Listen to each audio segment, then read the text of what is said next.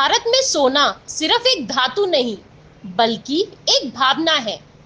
शादी ब्याह से लेकर त्योहारों तक हर मौके पर गोल्ड का महत्व है।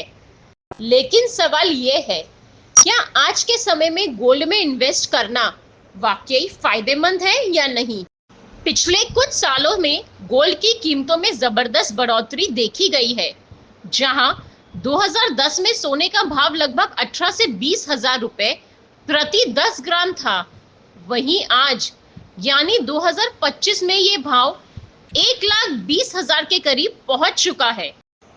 डीपी जैन के मुताबिक गोल्ड एक ऐसा सेफ इन्वेस्टमेंट है जो महंगाई और आर्थिक संकट दोनों में बचाव देता है। गोल्ड में इन्वेस्ट करने से कई फायदे हैं। इसकी वैल्यू कभी जीरो नहीं होती।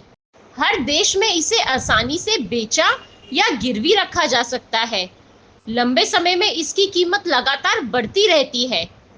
और अब तो डिजिटल गोल्ड ईटीएफ और सॉवरेन गोल्ड बॉन्ड जैसे ऑप्शन भी मौजूद है, जहां आप बिना फिजिकल गोल्ड रखे भी इन्वेस्ट कर सकते हैं।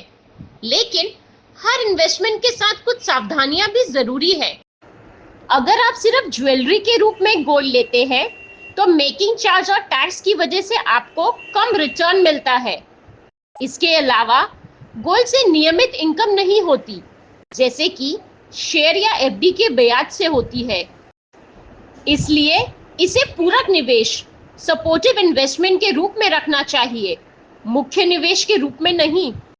तो कुल मिलाकर अगर आप सेविंग्स को सुरक्षित रखना चाहते हैं तो गोल्ड एक भरोसेमंद विकल्प है। लेकिन अगर आप ज्यादा मुनाफे की उम्मीद में हैं तो शेयर मार्केट, म्यूचुअल फंड और रियल एस्टेट जैसे विकल्प को भी साथ में शामिल करें। कह सकते हैं, सोना सिर्फ गहनों में नहीं, निवेश की समझ में भी चमकता है। ऐसी ही बड़ी खबरों के लिए लाइक करें, सब्सक्राइब करें और बेल आइकन दबाना ना भूलिए। डीपी जैन की रिपोर्ट, नेविद नाउ, सच की आवाज आपके साथ।